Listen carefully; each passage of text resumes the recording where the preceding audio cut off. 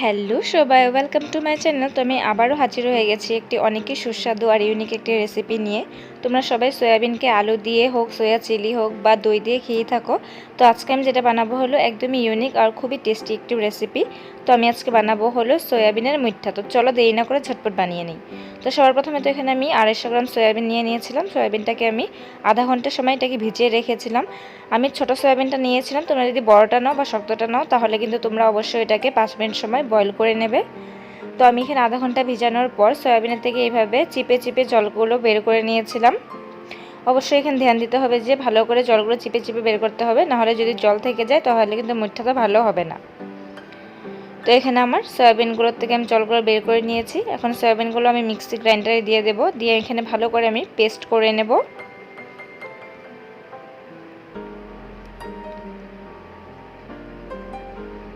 তো এখানে আমি একটা ফাইনলি পেস্ট করে নেব।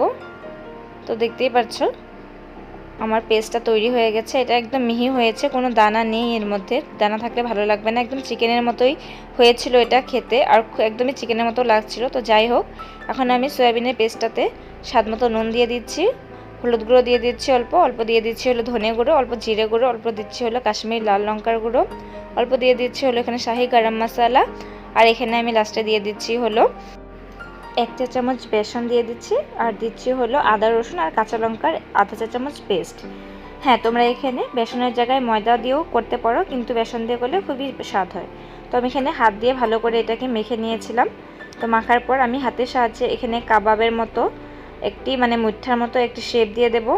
তো আমি এখানে অল্প লম্বা লম্বা করেই রেখেছিলাম, তোমরা চাইলে গোল গোল করেও করতে পারো। তো আমি এখানে কাবাবের মতো করেই অল্প লম্বা লম্বা করে ছোট ছোট করে নিয়েছিলাম। যেহেতু এটা সয়াবিনের মুঠা, এটা পরে অল্প ঝোলে দিলে আরও ফুলে যাবে, তার জন্য অল্প ছোটো ছোটো করেই করেছিলাম। তো এখানে আমার রেডি হয়ে গেছে, আর এখানে যা যা উপকরণ লাগবে আমি সব কিছু রেডি করে নিয়েছি। তো চলো ওখানে কড়াইটা বসে এখানে আমি দিয়ে দিচ্ছি হলো সর্ষের তেল, আর দিয়ে দিচ্ছি হলো রিফাইন্ড অয়েল। তোমরা চাইলে যে কোনো একটা দিয়েও করতে পারো, আমি দুইটা মিলিয়ে দিয়েছিলাম।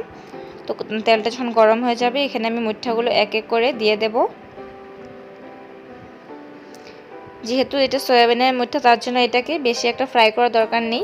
তুমি এটা হাই ফ্লেমে 2 থেকে 3 মিনিট ভাজলেই হয়ে যাবে একটা সাইড। তো দেখতেই পাচ্ছ কি সুন্দর কালার চলে এসছে। তো এটা আমি আবারও বলছি, খুব একটা বেশি ভাজার দরকার নেই, জাস্ট এরকম রং চলে আসলে হয়ে যাবে। তো আমার হয়ে গেছে, এখানে ভাজাগুলো আমি এখানে তুলে রাখছি। তো বাকিগুলো আমি এইভাবে ভেজে নিচ্ছি।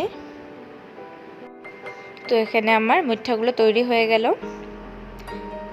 এখন আমি ওই কড়াইতেই আলুগুলো ফ্রাই করে নেব। তো আমি অল্প সামান্য এখানে নুন দিয়ে ফ্রাই করব আলুগুলোকে। জাস্ট 40% মতো ভাজা হয়ে গেলেই হয়ে যাবে। তো আমার আলু ভাজা হয়ে গেছে, এখানে আমি আলুগুলোকেও তুলে নিচ্ছি। এখন ওই কড়াইতে আমি অল্প সর্ষের তেল অ্যাড করে দেব, আর এখানে আমি ফোড়নে দিয়ে দেব হলো 2টো এলাচ দিয়েছি, এলাচের মুখগুলো আমি ফাটিয়ে দিয়েছি, একটি দারচিনি স্টিক দিয়ে দিয়েছি, একটি লং দিয়েছি, আর এখানে দিয়েছি হলো আমি অল্প সাজিরে। তো দিয়ে যখন এখান থেকে একটা মিষ্টি সেন্ট চলে আসবে তখন এখানে আমি দিয়ে দেবো হলো পেঁয়াজ কুচি। এখানে আমি আধা পেঁয়াজ কুচি ব্যবহার করেছিলাম। তো 10 সেকেন্ড এটাকে ভাজার পর আমি এখানে দিয়ে দেবো হলো পেঁয়াজ বাটা। তো এখানে আমি মিডিয়াম সাইজের 2টো পেঁয়াজ বাটা করে দিয়েছিলাম, আর এখানে দিয়ে দিচ্ছি হলো আধা চা চামচ আদা রসুন আর কাঁচা লঙ্কা বাটা। দিয়ে এটাকে আমি ভালো করে অল্প সময় কষিয়ে নিচ্ছি, যাতে আদা রসুনের কাঁচা গন্ধটা চলে যায়। তো 30 সেকেন্ড এখানে আমি হাই ফ্লেমে মশলাটাকে কষিয়ে নিয়েছিলাম। তারপরে এখানে আমি দিয়ে দেব হলো একটা টমেটো বাটা। তো টমেটো বাটাটা দিয়ে আমি এটাকে আরও 20 সেকেন্ডের মতো কষিয়ে নেব, যাতে টমেটোরও কাঁচা গন্ধটা চলে যায়। যদি তরকারিতে টমেটো কাঁচা গন্ধটা আসে তবে খেতে একদমই ভালো লাগে না। তার জন্য এখানে আমি ভালো করে একবার কষিয়ে নিচ্ছি। তারপরে এখানে আমি দিয়ে দেবো হলো স্বাদ মতো নুন, আধা চা চামচের কম হলুদ গুঁড়ো, দিচ্ছি হলো এখানে অল্প জিরে গুঁড়ো, অল্প ধনে গুঁড়ো, আর এখানে দিয়ে দিচ্ছি হলো কাশ্মীরি লাল লঙ্কার গুঁড়ো।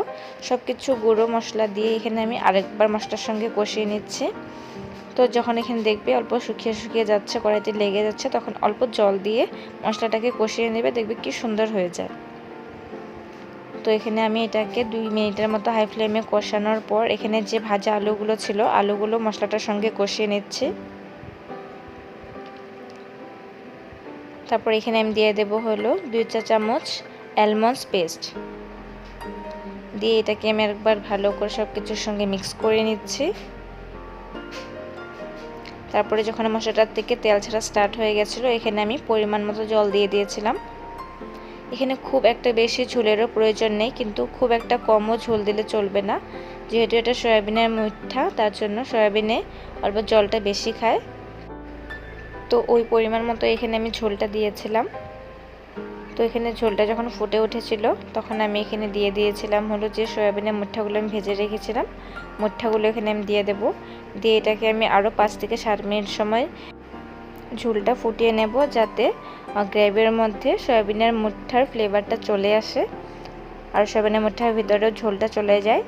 তো সবার লাস্টে এখানে আমি দিয়ে দিচ্ছি হলো শাহি গরম মশলা। তোমাদের ঘরে যদি এটা থাকে তবে অবশ্যই এই শাহি গরম মশলাটাই দেবে। তো দিয়ে আমি সব কিছুর সঙ্গে একবার ভালো করে মিক্স করে আরও 2 মিনিট সময় রেখে দিয়েছিলাম। তো এখানে তৈরি হয়ে গেল আমাদের সয়াবিনের মুঠা। আশা করি তোমাদের সকলের এই রেসিপিটা ভালো লেগেছে। যদি ভালো লেগে থাকে তবে লাইক করে দিও, চ্যানেলটাকে সাবস্ক্রাইব করে দিও।